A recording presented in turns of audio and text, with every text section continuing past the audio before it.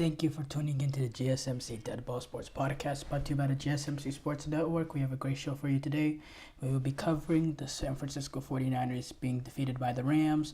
We'll discuss Aaron Rodgers and his future with the Jets. We'll talk about the Warriors and the situation last night where they robbed against the Rockets. We'll talk about the Vikings and what they should do down the line with Sam Darnold. And please stick around for the end of the show. I'll be giving you my preview on the Manchester Derby coming up this weekend. Manchester City taking on Manchester United. If you have a question during the show, we want to hear your input is a big part of what makes the show successful, and we thrive on your energies and insights. Whether it's a quick comment, a thoughtful question, or an opinion you just have to share, please don't hesitate to drop it in the chat. And if you want to make absolutely sure your message stands out and gets featured on the show, there's an easy way to do that. Just use the super chat button at the bottom of the chat box to send in your super chat. This guarantees that your super chat gets on the air, and it's also a fantastic way to support our channel. We really rely on your support to keep bringing you the sports content you love, and we appreciate every bit of it. So go ahead and let us know what you're thinking. Hit that super chat button. Let's keep the show as interactive and exciting as possible. And if you prefer, you can always go to the GSMCpodcast.net to tip, donate, or leave a comment or question there. We really could not do what we do without your amazing support, and we're so thankful to have you as part of our community.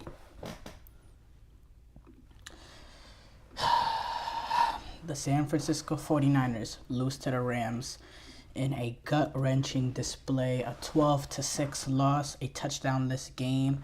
It just moves the Niners now down to 6-8 with virtually, a 0.01% chance to make the playoffs. A big win for the Rams. They get another division win. They move that half a game closer up to Seattle now, and they do have the tiebreaker as of right now over Seattle too. So one Seattle loss, they will take the lead in the division. So big win for the Rams there. We start off with the Niners.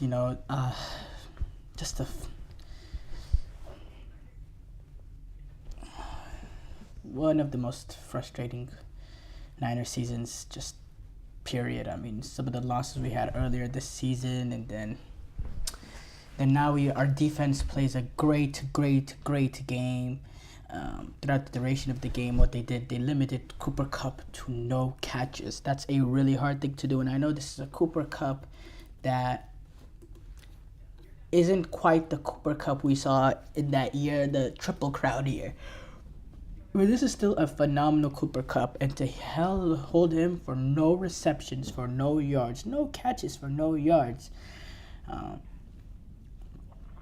and limit Matt Stafford to 160 yards, and then get gashed on that last drive where essentially the Niners defense, suddenly Niners defense that was getting constant 3-and-outs and was suffocating the Rams offense. Suddenly they couldn't stop the Rams run when the Niners defense needed to make a stop the most. And look, I'm not going to sit here and blame the defense. Obviously, they played one hell of a game, or they played one hell of a 55 minutes. But the defense has been so mediocre throughout the duration of the season. And last game in this game they picked it up, yes, but last game in this game they picked it up, yes, but too little, too late, and wasn't even enough.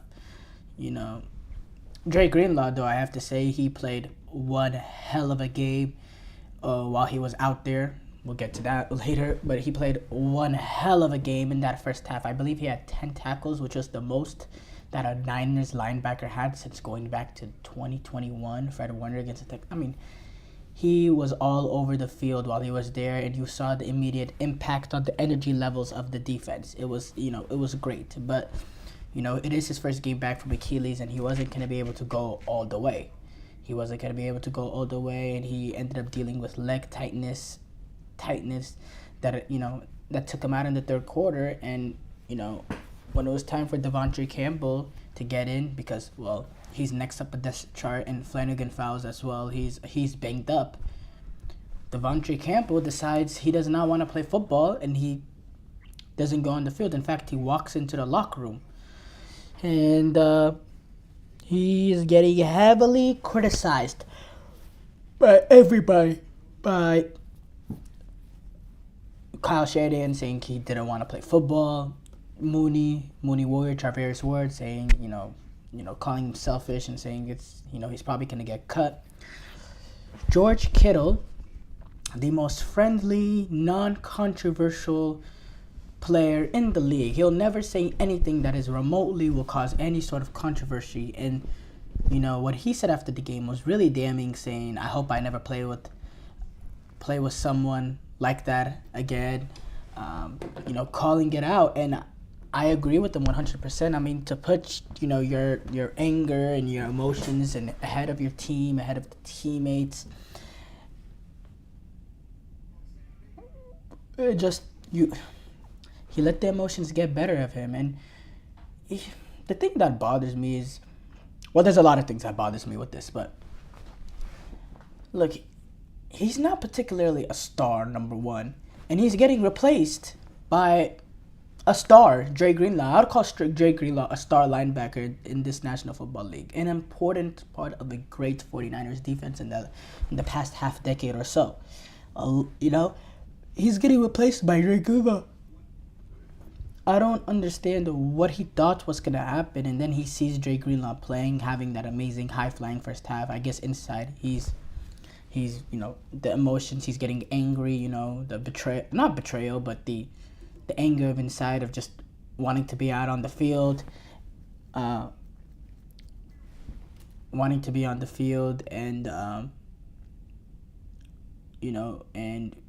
the anger you have of being benched at the coaching staff and all that, and him suddenly just wanting to be a rebel. And he thought in that moment that he had the power, and he wanted to use that power to as payback, as revenge. And now I'm not going out there. In fact, I'm gonna walk into the locker room. He made himself, he dressed out and he made himself available to play originally. And then when it came time for him to, when it came down for the Niners coaches to rely on him again, he used, I'm thinking from his perspective, he's noticing that reliance that they have on him, and he's wanting to use that as revenge. And he saying in his head, no, I'm not going out there. Go play a banged up Flanagan Fowles or get Dre on the field. I don't care. I'm walking out of here. Like, it's just nonsense. And this is a Devondre Campbell on his only on a 1-year deal as well. And quite frankly, he's been garbage this season. He hasn't been nowhere near the level of Dre Greenlaw that we've seen over the past few years. And, he was always going to get replaced as soon as Greenlaw was ready. So, he'll probably get cut, or he will get cut, God willing, because, it was not like we're missing out on much. He's not good, I guess at Green Bay he was an okay linebacker, but he's not, as Travis Ward said, he's a sucker. He's selfish. And yeah, get him out of my team, man. Get him out of my team, man. That's not much to say about that. Regarding the offense, the run game couldn't get going. I guess when you're down to your third running back, and your third running back is coming in, hugely banged up, it's going to be hard to sustain a run game. But yeah, 20 rushing yards in the first half. It was just horrendous. The offense, it was just horrendous. Brock Purdy, 14 of 31, 142 yards, an interception that lost the game. 16 carries for 57 yards. Deebo Samuel talking before the game. 3 receptions for 16 yards, and then he dropped the one on 3rd and 10, in which he catches the ball, and he's still probably running. He has a clear lane into the end zone. Who knows? This Deebo Samuel, maybe he doesn't get to the end zone. We never know. He probably gets chased down because, well, this Deebo Samuel is not the Deebo Samuel that we expect. Again, this is not Deebo Samuel. This is Tyshawn Samuel Jr. This is not Deebo Samuel. This is Tyshawn Samuel Jr. This is not the Deebo Samuel I've grown to watch as a Niner fan, to see the dominance he had, that 2021 season, that epic season. This ain't no Deebo Samuel. This is Tyshawn Samuel Jr. And Tyshawn Samuel Jr. will also be getting cut at the end of the season because he's getting paid way too much for ridiculously low value. He's not even a good running back anymore in terms of as a wide receiver. So far this season, he has 43 receptions, 569 yards. 569 yards. This is a guy This is a guy that signed a 3-year, 71 million, or he signed a 3-year extension worth 71.5 million.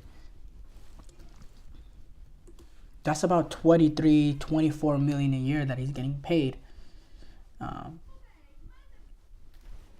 He's overpaid.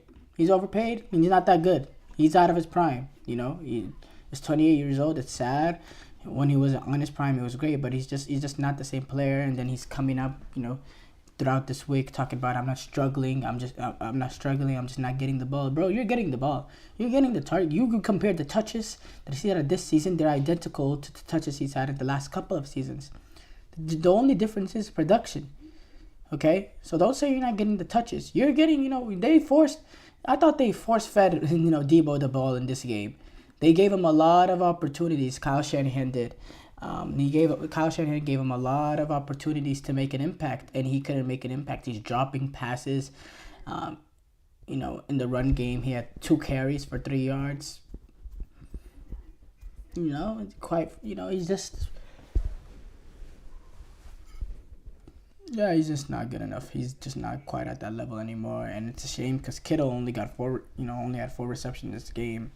Maybe you force feed him a little bit more. He gets some more, he has more production.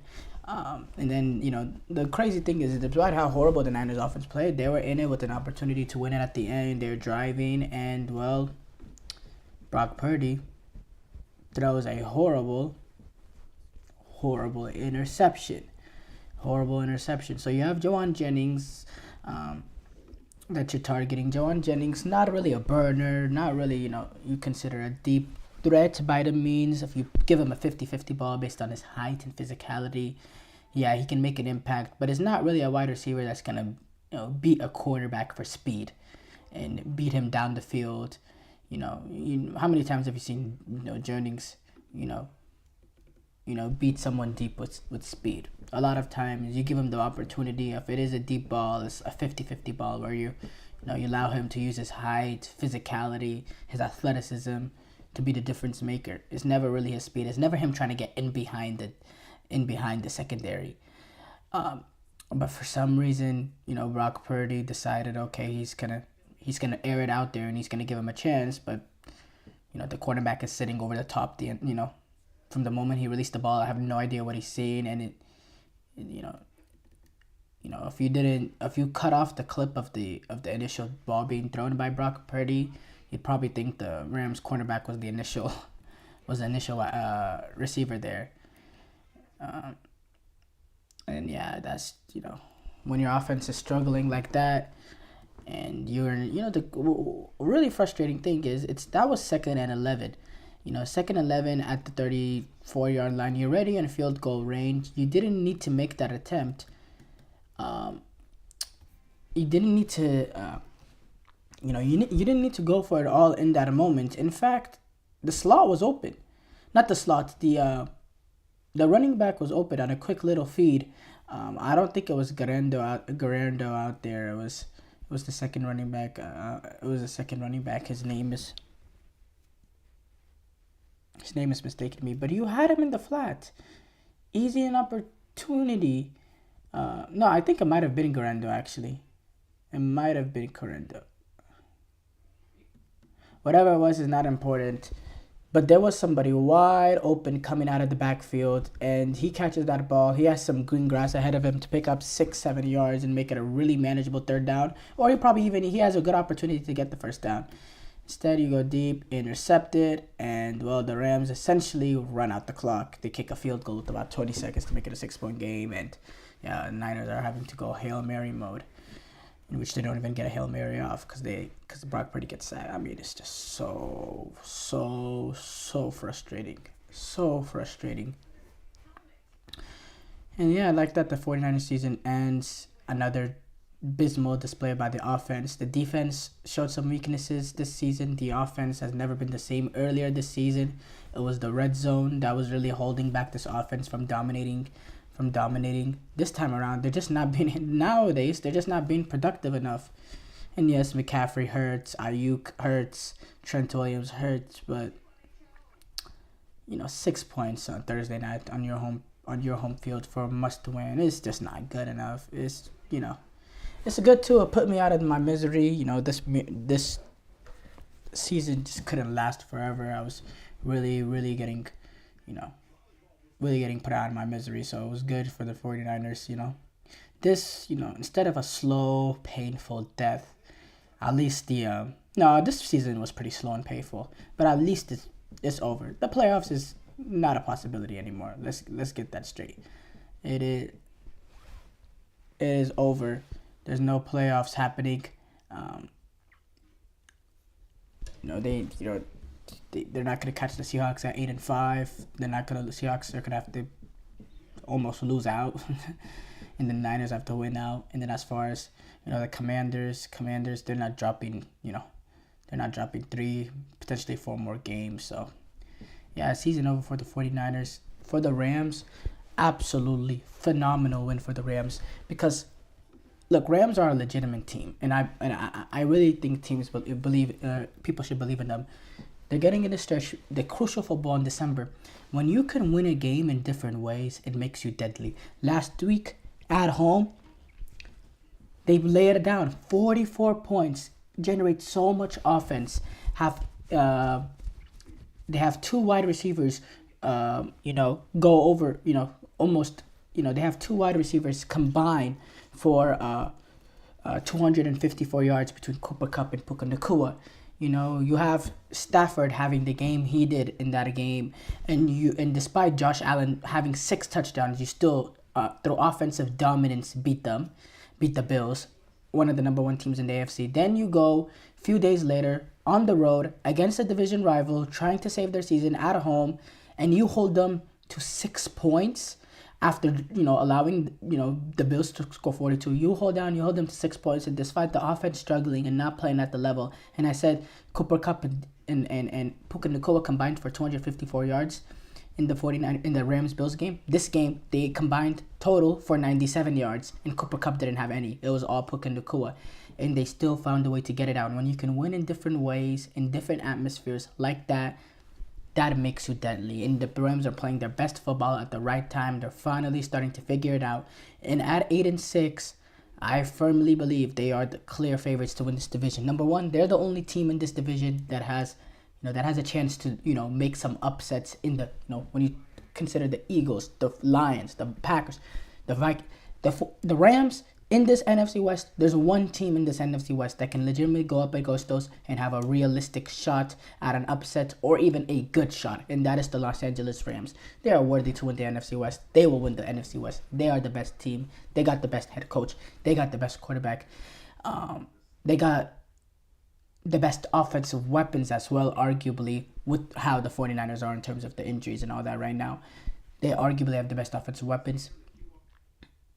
And they have Super Bowl experience in this team. They have playoff winning experience in this team. Stafford, Cooper Kupp, Sean McVay. So look out for the Rams. I think they're a really, really good team. And I don't like saying that about NFC West teams. I'm very, very, very, very, very, reluctant to give praise to an NFC West team. But a team like the Rams, I think they utterly deserve it. Short break here coming up. When we come back, we will discuss Aaron Rodgers. I feel like I'm losing my mind. Is everybody in the world blind?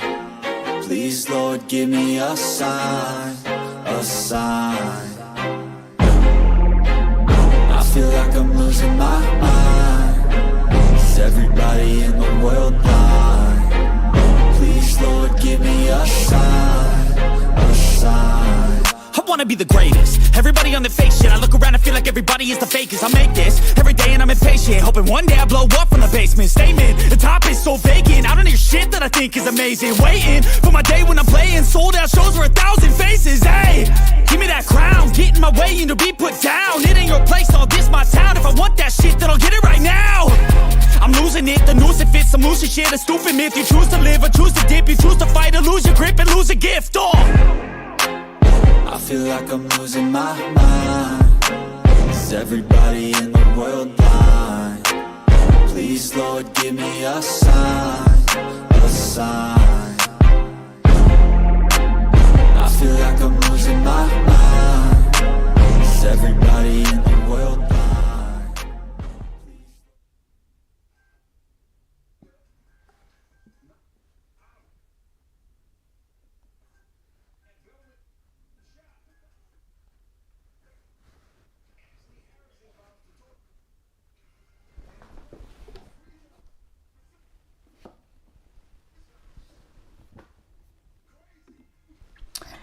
Before the break, we discussed the 49ers defeating the Rams. We move on to discuss Aaron Rodgers and whether or not he has a future with the Jets. So Aaron Rodgers, he has been coming out and he's been yapping a little bit. He's on the Pat McAfee show, so he weekly, so he has an opportunity to. And, he's done a lot of things, talking about his future with the Jets and talking about some sort of curse that the Jets have to snap. And then he went on a tangent criticizing media, even media, members of the media that played the sport. And it was quite, he's been saying a lot. And look, Aaron Rodgers, he's not had the great season. The Jets are terrible. They're worse this year than they've been in the last couple of seasons with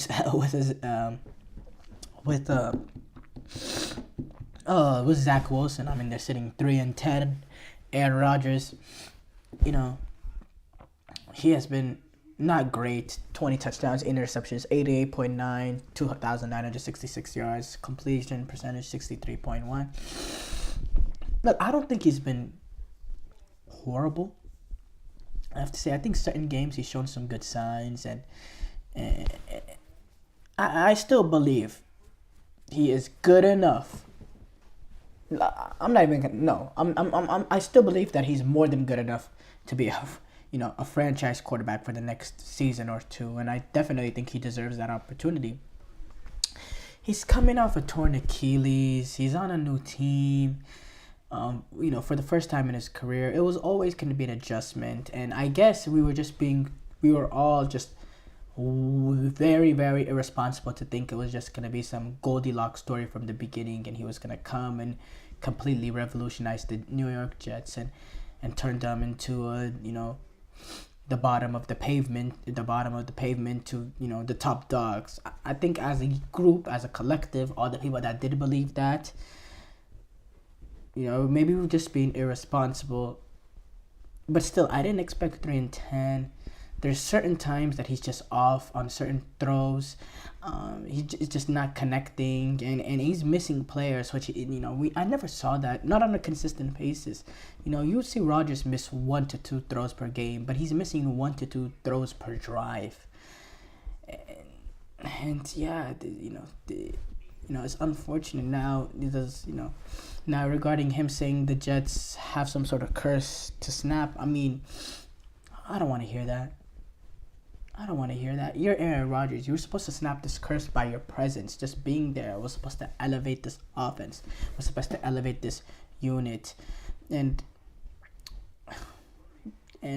look, I don't believe in curses and all that. And we know Aaron Rodgers, he has this crazy myths and theories and activities that he does. But to act like there's some sort of taboo, like, come on. 9 straight losing seasons, 14 straight years out of the playoffs, that is crazy. That is crazy, but more than half a century since they've been to the Super Bowl. All that is, crazy, and as Garrett Wilson said, the Jets have a losing problem. He said they have a losing problem, like a G or S, blah, blah, blah, blah, blah. And they do. They're a losing organization. It's a losing franchise. And I thought and not saying Aaron Rodgers is really a winner, but he has some winning pedigree. He's won a few MVPs. He has that one lone Super Bowl way long before. But, you're the Jets. You're the Jets. I think you're almost tied up in having to go with Aaron Rodgers again and try to add a few players here and there and, because you traded for Devontae Adams at the age he's at. You moved heaven and earth to get Aaron Rodgers to be part of this, to get this team over the line. I think you have to give him another shot, because you're just going to recycle and build all over again? This was supposed to be like the big moment. And you're really kind of, break everything apart just from one season. Is that the responsible thing to do, or is that the emotional thing to do in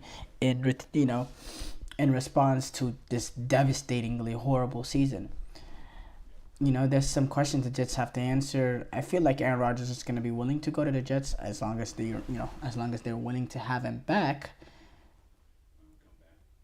But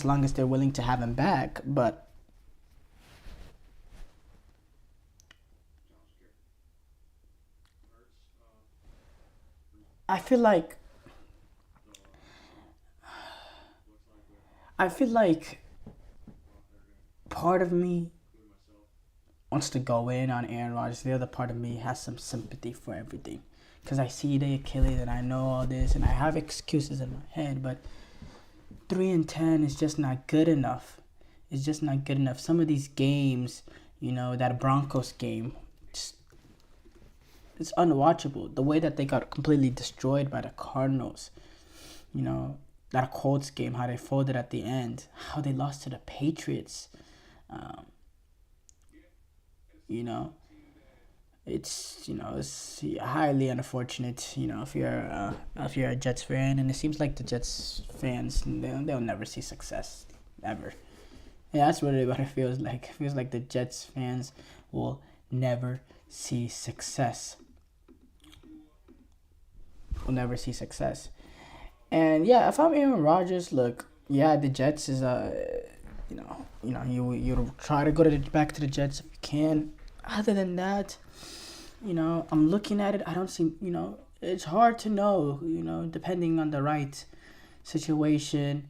Can there be a Pittsburgh sort of opening for Aaron Rodgers? Because I think he can land in a spot like Pittsburgh, which is almost 1 in a million, and you're not going to find a spot like that. I think that would be perfect. I think he has the ability to make an impact. Now, where is that? I don't know. You go through the teams. Nobody really needs a quarterback. Okay, maybe the Tennessee Titans, but does the Tennessee Titans have enough around? Aaron Rodgers is not going to try to go into a team that just needs a quarterback. Aaron Rodgers is going to want to go into a team that has a realistic possibility to do something immediately. Tennessee doesn't have the personnel for that right now. They don't have the personnel for that. They don't have the coaching staff really for that. They don't have an experienced coaching staff. And the rest of the AFC South teams, they're pretty set in their quarterback, depending on what I think about Trevor Lawrence. Don't think Jaguars will move on from him. The North, you'd already have that $230 million guaranteed headache in Deshaun Watson. How would that work? Bringing in Aaron Rodgers. And then, Joe Burrow, Lamar, Russell Wilson. Yeah, those three are going to be the quarterbacks again next year. AFC West, the Raiders, but the Raiders are a high enough position where they can take their franchise guy. This is a team as well. They're not ready to win now.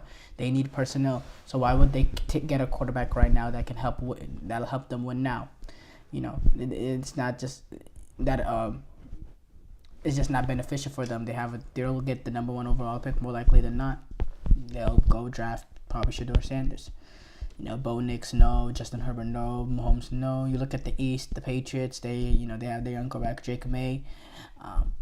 Miami could be a good one. But I think Tua's playing some really, really good football, and it really just depends on, if earlier in the season he decided to go quits and he retired because of the heads, all that, Aaron Rodgers would have fit in perfectly for Dolphins. Is a team ready to win now? Need a quarterback to make an immediate impact? Imagine what he'd be able to do with the likes of, in that offense with Mike McDaniel and Tyreek Hill and Jalen Waddle. But if Tua's going to play, well, Tua's a great quarterback, so, and he's younger. Buffalo, forget about it. Eagles, forget about it. Commanders, forget about it. Cowboys could be an interesting one. But again, the only way that they move off from Dak is if they're not going to move off from Dak. Let's forget about that. Giants, again, will the Giants have the ability to win now? And they're probably in a position where they're also going to be looking for a quarterback. They might be in that Shedeur Sanders race as well. NFC West, forget about any of those teams. The Niners with Brock Purdy, realistically, guys, they're going to pay him. They're going to pay Brock Purdy. They're not going to let him walk. They don't want to go quarterbackless. I'd be astonished if the 49ers move off from Brock Purdy. And then the rest of the teams, again, forget about it. North, forget about it. In fact, Vikings, they're going to be in a position in the summer where they have too many good quarterbacks. We'll discuss that later on. Lions, forget about it. Bears, forget about it. Packers, forget about it. South, Buccaneers with Baker Mayfield, forget about that. Falcons, look, if Kirk is not the answer, they drafted somebody in the top 7, Michael Penix, so yeah, forget about that. Saints could be an interesting one. Depending on who the head coach is. They could get some personnel in there. Saints is always a well-run organization that can get some talent, even with the really bad salary cap situation. Now, they're not really interested in that one. And Carolina, yeah, again, similar with all the other teams. I think they should just give Bryce Young an opportunity. But, I think Rodgers has a future in the league. Is with the Jets, I think that's his most realistic future. And, who knows? It'll be interesting to see. Short break here coming up. When we come back, we will discuss the Warriors and whether or not they were robbed against the Rockets.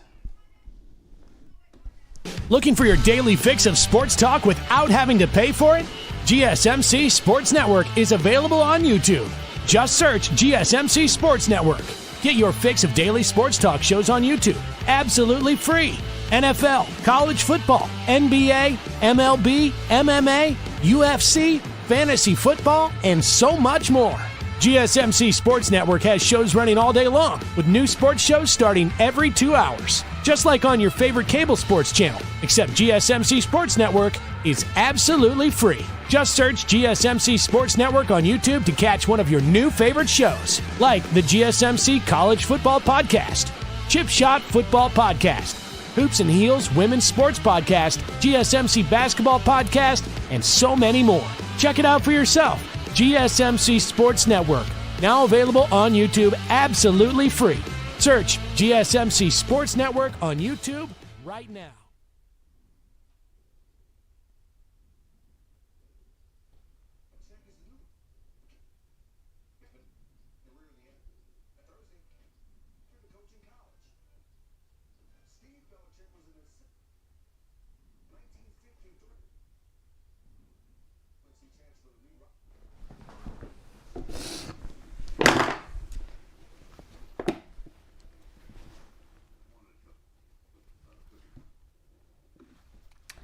Before the break, we discussed Aaron Rodgers and whether or not he has a future with the Jets.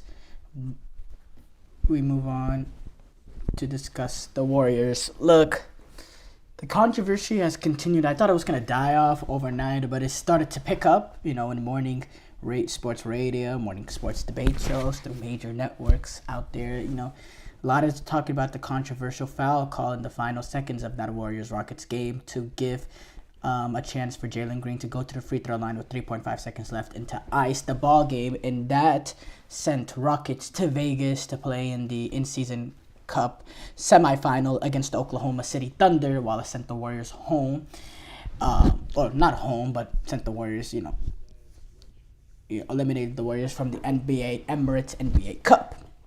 And it's a controversial decision, yes, in that moment. And was it the right one? Look, by the letter of the law, you could say the contact was there. But if you're going to call that contact, you got to call the contact on Fred VanVleet, what he did to Gary Payton literally like 2-3 seconds before that play. That's also contact enough to be deemed a foul. Simple there, and that's really what it comes down to, the inconsistencies. He was right, I have to say. Steve Kerr, he was right after the game, and I don't agree with him, much when he's, I don't agree with much Warrior fans or coaches or players or anything when they're, when they talk. But this time, the game was a very, very physical game, and I love that. The referees allowed them to play. This is a quarterfinal. Let them play. NBA Cup, big stakes. Let them play. No problem with that. But if you're going to let them play, be consistent with the decision-making that you make on the court. If you're going to let things play, then you have to let that play. You cannot be the ones deciding the game. And the referees, they decided the game. It was the right call, it was the right call, but sometimes there's the in between the lines where you let the players on the court decide it. You give Houston Rockets that timeout in that situation, and you move on. You move on. You don't let, if you play. Now, if they're calling it tight, you call that foul. But you also have to call the foul a few seconds before. But I don't think the Warriors have much leg to stand on, because,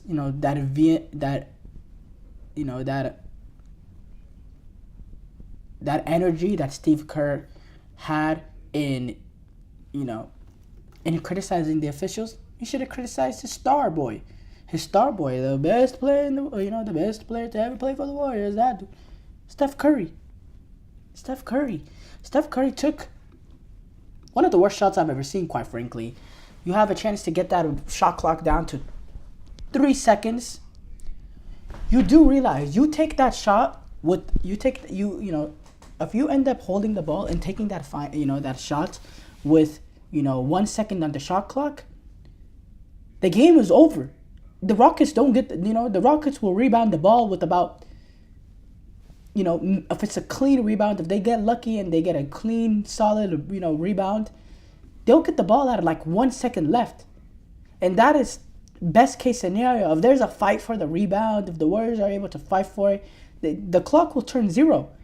I mean, Steph Curry single-handedly gave the Rockets an opportunity to win that ball game. He takes that shot when he's supposed to take that shot. The Rockets probably don't even have a chance to get a shot off. More likely than not, the Rockets don't even have a chance to get the shot off. And that's what it comes down to. And there's no excuses. Steph Curry is a veteran. 4-time champion, 36-year-old. He's been in the league now for 15 seasons, I believe.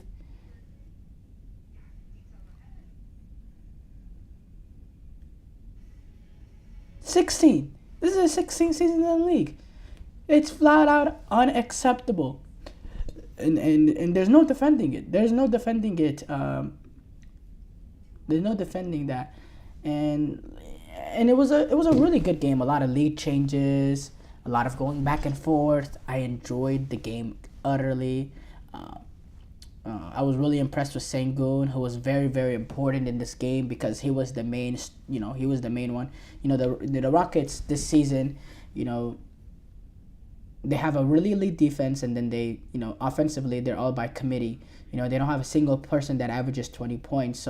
But they have a bunch of guys that can come up with 25 on any given night, and that's what Sengun provided. And it was important because they're, one of the other players that they tend to rely on in Jalen Green. He had himself not a great game. He was 5 of 15, some poor shot selection, 0-4 from the 3, only managed 12 points and 4 rebounds.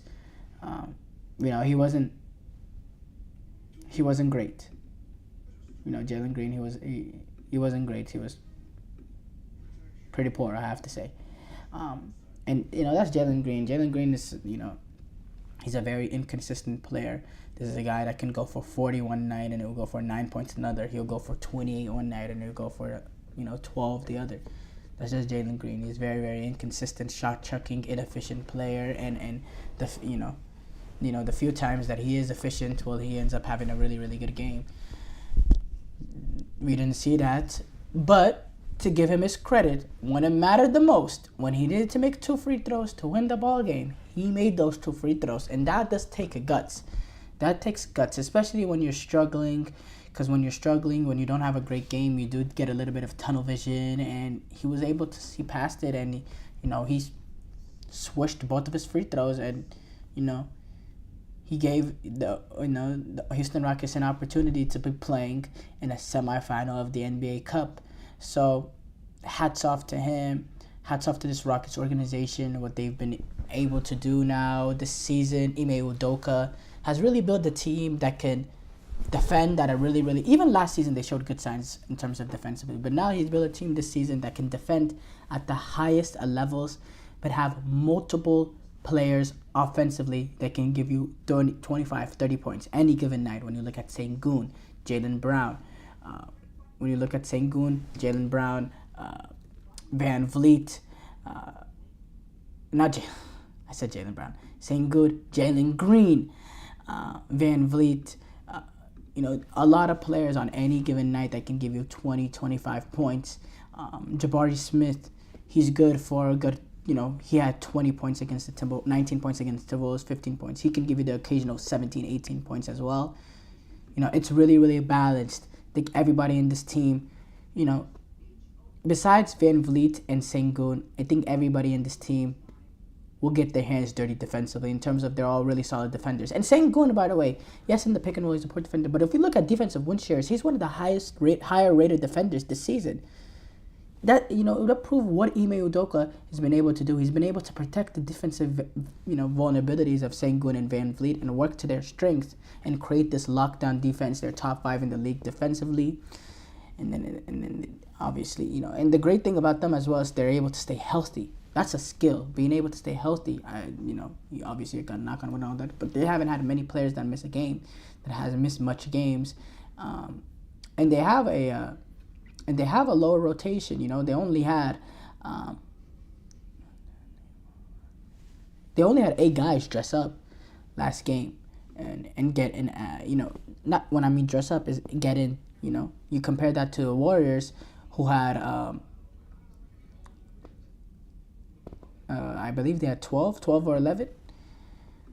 Ime Udoka is a really, really good coach, and yes, there was the controversy and all that, but just strictly basketball, he's killing it. He is killing it.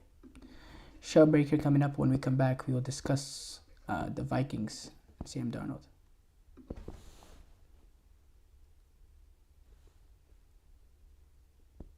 For the best and latest podcasts available anywhere, go to the podcast app on your cell phone and type in GSMC to access free content.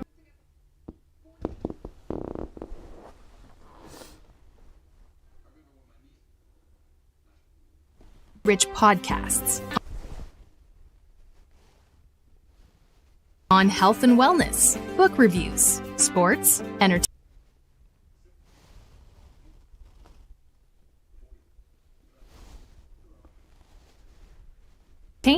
relationships, social media, movies, technology,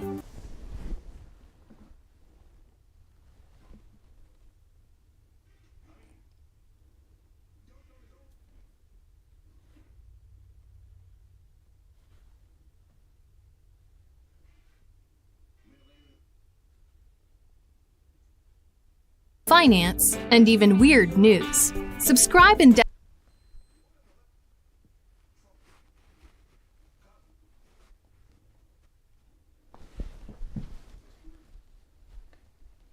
download the GSMC Podcast Network's family of shows, available everywhere podcasts are found.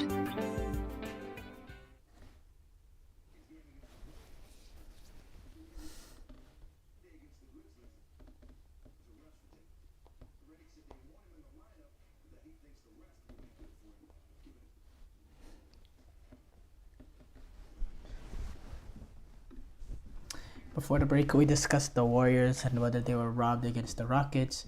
We move on to discuss the Vikings and what they should do with Sam Darnold. Okay, so the Minnesota Vikings are second in the NFC North this season, 11-2, and they've been quarterbacked this season by Sam Darnold, who's played some really good football, throwing for 3,299 yards, 28 touchdowns, 10 receptions, 108.1 quarterback rating, and he's been on a heater in the last couple of games. He had 5 touchdowns for 347 yards against the Falcons, and in the last 3 games he's thrown for 9 touchdowns and no interceptions, and he's had a thoroughly really, really good season this season, and his best season of his career. He's been great, but before the season the Vikings did draft J.J. McCarthy, who was supposedly supposed to start this season, who was supposedly supposed to start the season, but was injured, suffered a meniscus injury that took him out. And now the Minnesota Vikings have some huge decisions that they have to make at quarterback this upcoming offseason.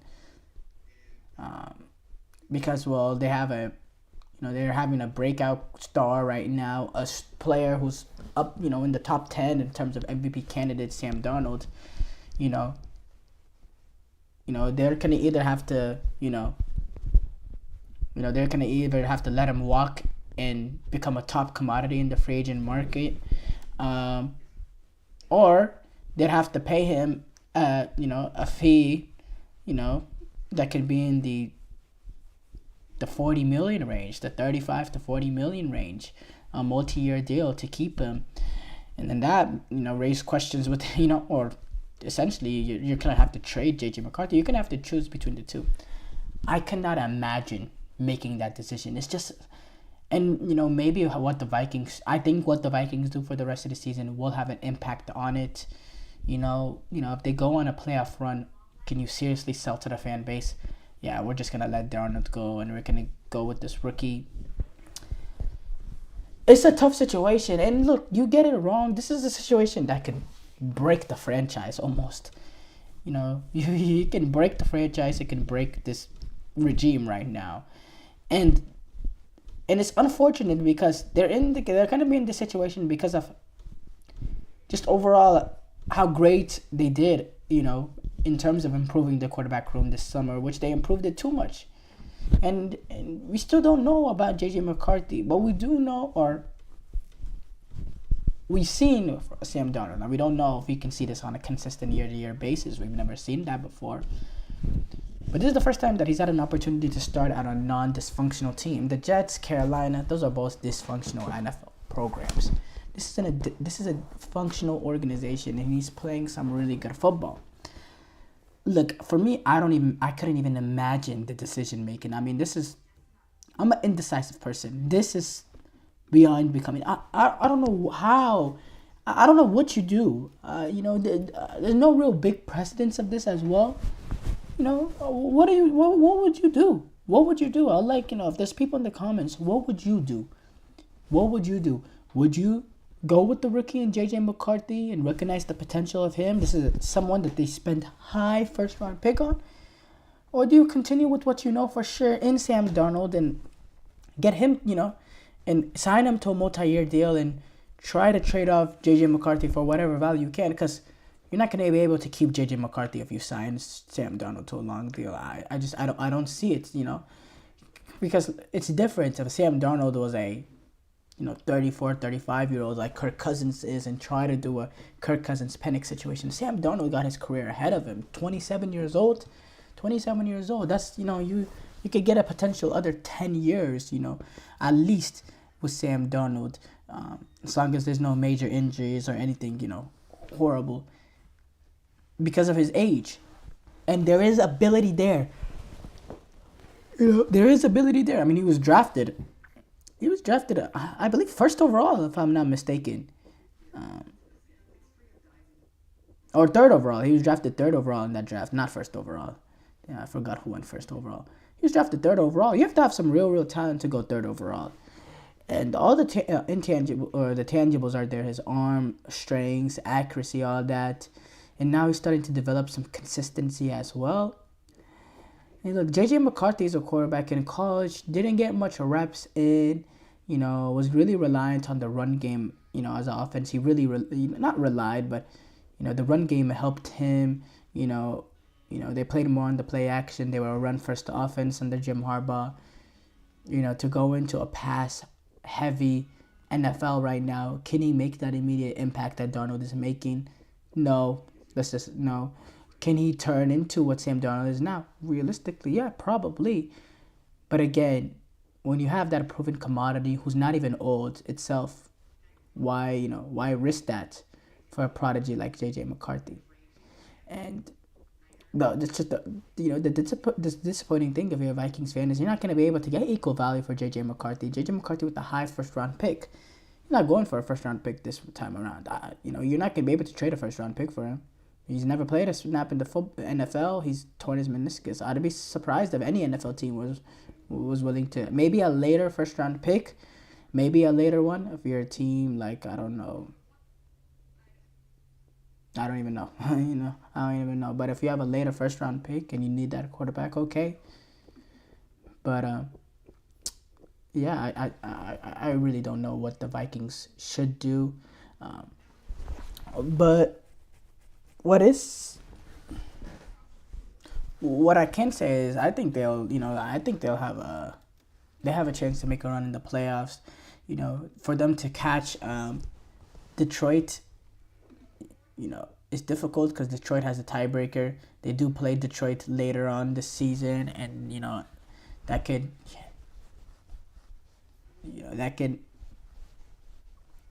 level that tiebreaker as well, and make it interesting, especially if the Vikings can beat Packers and rack up a division win. They're not out of it for the number one seed.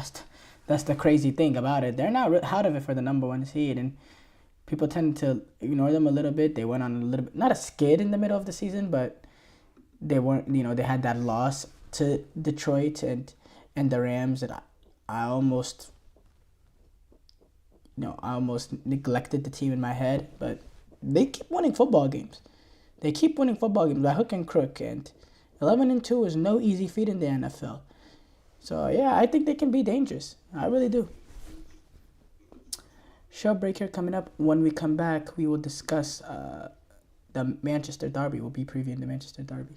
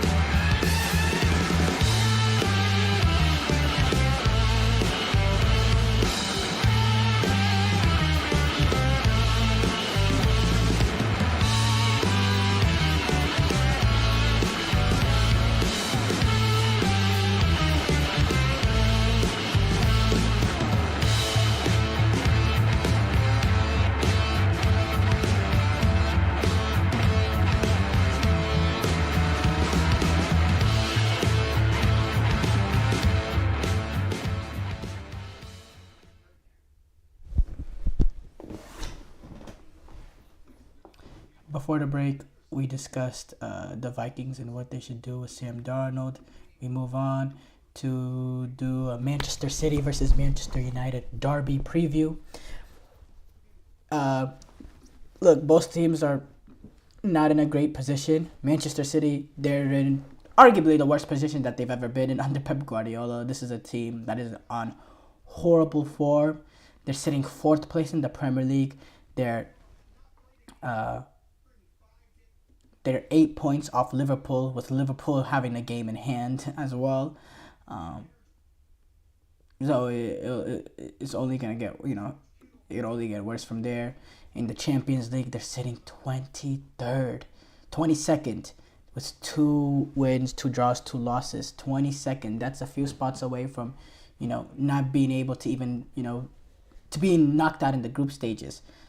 They're in a vulnerable position right now, and they've been struggling. And they have a game later on later on against PSG in January that will ultimately decide their faith in the Champions League when they take on PSG, and then they also take on Brugge a week later. They also got some big games sandwiched in between those, with Chelsea taking on Chelsea and Arsenal after that Brugge game. Then they have Newcastle, Liverpool. But let's not go there right now. Right now, Man City is just trying to survive. They're just trying to maintain. And yeah, look, the Premier League is slipping away really, really fast. And it's getting to the point now with every result they're dropping, the top 4 is looking like a concern as well. The top 4 can be difficult. They're just conceding way too many goals. They're being easy to go against. They're so vulnerable in the back. They make too many mistakes. And there's no solidity in that back line. It's like they can look comfortable, and then suddenly one counterattack, one move, and they're getting carved up. And how comfortable they looked for 15, 20 minutes just goes all away within one moment. They're just too easy to play against. And I think the lazy thing is saying, oh, Rodri this, Rodri that. Yeah, Rodri can make an impact, but I mean, it's just unbelievably bad. It's just not what we expect of Manchester City defensively. They're just not been good enough. They're still scoring goals. They got 2 past Crystal Palace, 3 past Nottingham, 3 against Vinerwood. They're still generating some good opportunities and they're scoring some goals. Yeah, they got held scoreless against Liverpool and Juventus and Tottenham. But they also conceded a combined 9 goals in those games. So defensively, they're not up to it, and they're really slipping away. And yeah, they have to do something really, really fast. As far as Manchester United, I mean, we know what they've. This is a new manager coming in, and Ruben Amorim, and he's just really trying to figure out United. They played today in the Europa League against Victoria Plzeň. Interesting lineup there. He went with Xerxes and then Rashford and Diallo playing behind Xerxes. And then he continued to play Malacia as a left wing back, played Casemiro and Fernandes. Not really a double pivot because Fernandes played a little bit more up, but essentially a double pivot, which is not what Bruno Fernandes does best, playing that deeper role. Dalot playing as the right wing back. And then he had a back three of Martinez, De Ligt, and Mazraoui, who was able to was able to keep the right side of the defense solid when Dalot would push up the field.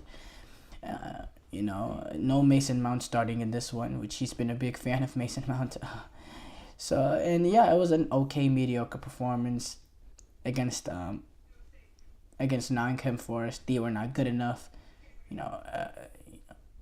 Too easy to play against, as I was saying about City. So the way Nottingham was able to carve them up for their chances, the goal in the second minute, it's unbelievable. And yeah, Amorim, he's going to need to figure it out. And, a Manchester derby, that's a great way to figure it out. You can really set yourself, in a good starting position with the United fan base. You get a result there. Yeah, but his lineup choices have been, difficult for some certain Man United fans to digest. I think a lot of Man United fans are still not getting over the fact that, Malacia, his first Premier League game starting in a really, really long time, his left wing back going up against Bukayo Saka. A lot of Man United fans were disgusted by that notion almost. And yeah, Ruben Amorim, he's tinkering. He has the back three to play that he's trying to figure out. I think the back three, against City is interesting because City, they have been vulnerable to get carved up, to be able to get carved up. I think this could work against City in that this will, City will push number forwards. They'll have more opportunities to get on the ball, and then with the few opportunities, United have to go in behind and, to really crush the City back line. I think they'll be able to catch Manchester City, sleeping a little bit. So I think this is going to be a really, really interesting one. Your City, you're just trying to get back on the right track, of course. You're United, you want your first signature win to start building some momentum under Ruben Amorim. I think this is going to be a fabulous game. I think both teams are pretty much in a rough position based on their expectation, and the desperation is going to be prevalent, and on the combination of the desperation and the fact that it is a Manchester derby will all make it very, very interesting. I'm very much looking forward to this game. Thank you guys for tuning into the GSMC Dead Ball Sports Podcast, brought to you by the GSMC Sports Network. Your support means a lot to us, so please remember to subscribe to the show and leave a positive review. It really does make a difference. We also invite you to follow us on Facebook, Twitter, TikTok, Instagram for more content and updates. Thank you once again, and have a wonderful, wonderful day.